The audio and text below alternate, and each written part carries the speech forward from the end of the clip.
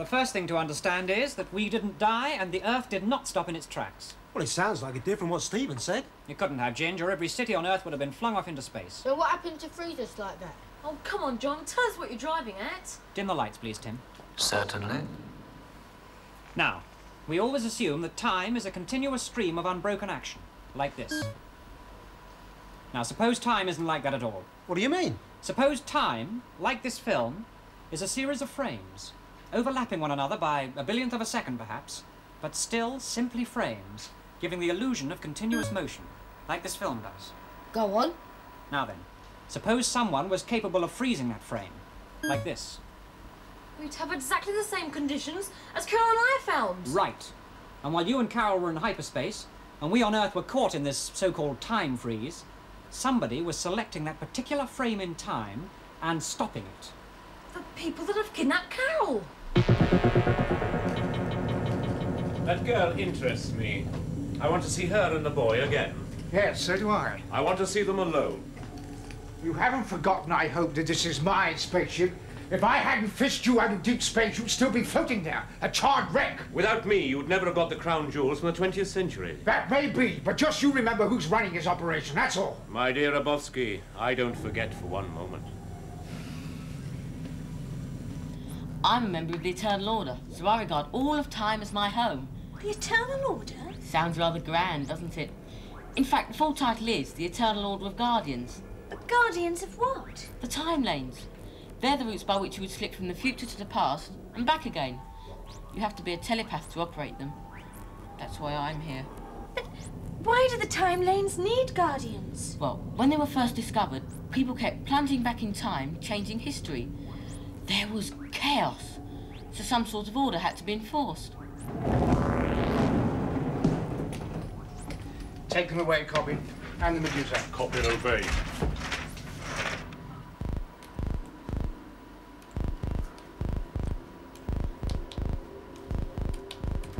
Have you got all that, Tim? Yes? Can we have your conclusions, please? Your theory about the time freeze is a likely possibility and bears out the available facts. There doesn't appear to have been a time loss. To all intents and purposes, none of it ever happened.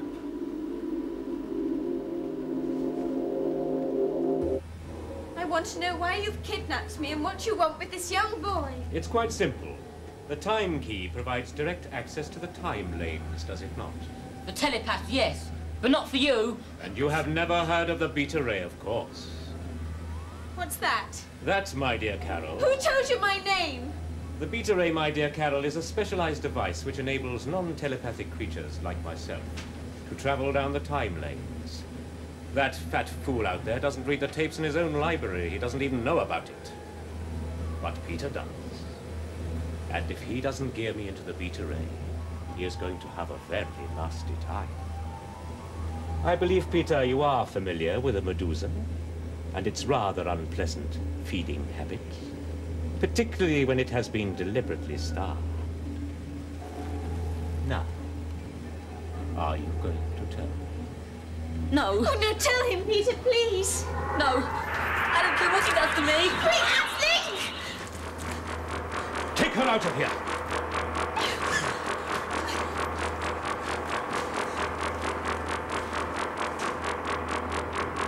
Now, my friend.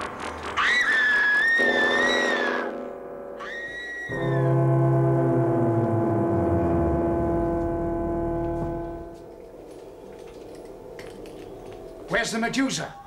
You've left her unguarded, you fool! Go and get the Medusa! Cop and fetch Medusa. John, Stephen, It's Carol. Carol! Carol, can you hear us? John, Where are you? I can only just hear you. It's Link, everybody. No change. Is that better? It's much better. Can you get a bearing? It's urgent.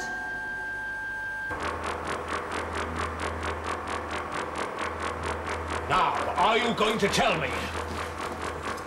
What are you doing? Put it back. Do you hear? Put it back. Cop him fetch Medusa. I'm a prisoner in a spaceship. Where?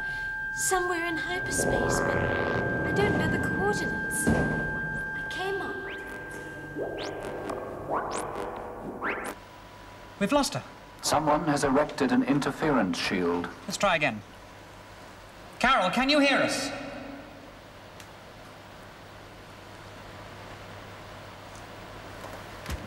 It's useless, she's gone. Any ideas, Tim? I will report back when I have analyzed what little information we have. Oh, please hurry. Well, where is she? Somewhere in hyperspace, but we don't know where. That's why we can't jaunt her back.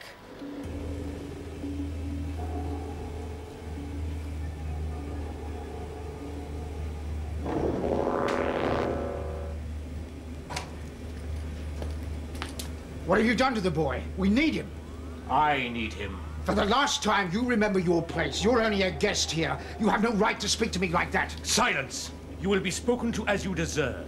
As a sniveling, spineless example of a species that should have been extinct centuries ago. How dare you?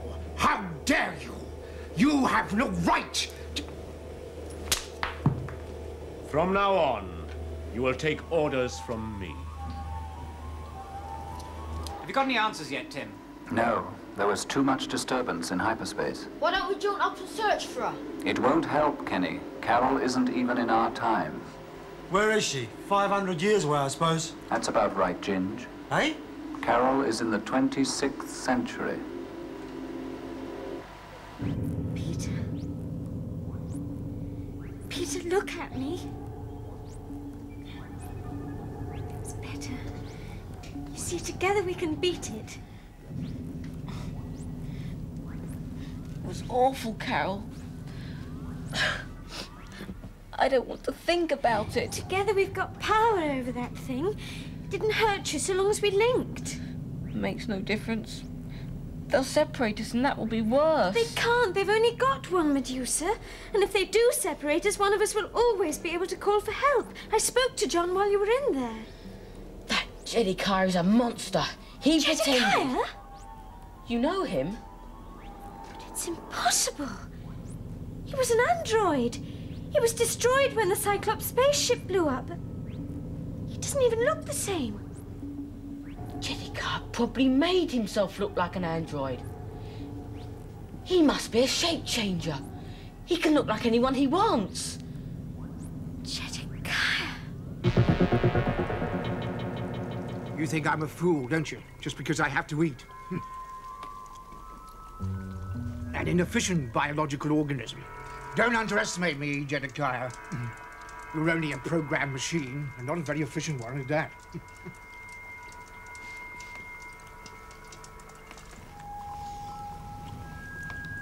If you knew a little more about telepathy, you wouldn't have tried to extract information from that boy by torturing him. If that bungling android hadn't interfered... That bungling android is no different from you. And he's programmed to obey me. You understand? Me. Don't bother to try and torture the boy again. He'd sooner die than tell you. There's a much better way of making him talk. Oh, look, it's worth a try. Come on, Peter, let's thought link and see if we can quell its mind. It hasn't got a mind, just a slime of instincts. And what about the prime barrier? We can't pass that. What's the prime barrier? Surely you have it too.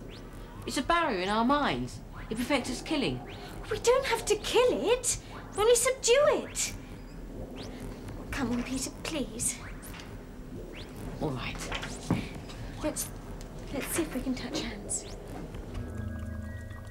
They can't kill. Those stupid, ill-fated inhibitions they have. Well, they'll suffer for it this time. How funny.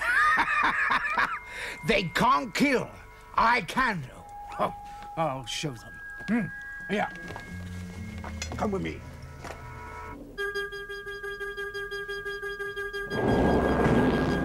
You humanoid ape they can't kill. What do you think they're doing now? Soon deal with that. Stephen, you tried to photograph the spaceship that Carol is in, didn't you? But you said she wasn't up there. She isn't now. Then how could I have seen the ship? You picked up her voice, although it was 500 years away, didn't you? Yes. Same principle applies. But how does one move from hyperspace in the present to hyperspace in the future? By the fourth dimensional drift. Come again? Well, you've heard of the 3 dimensions, haven't you? What, you mean, 3D, like in the cinema? Right. You see, we know that objects tend to drift apart in hyperspace into 3 dimensions. Oh, sounds real creepy, that does. Especially when it's happening to you. Well, it's probably also possible for an object in hyperspace to drift into a 4th dimension. In time? Right. It could well be that hyperspace is the key to time travel. What I saw out there wasn't from our bit of hyperspace at all. Well, not our bit in time, that is.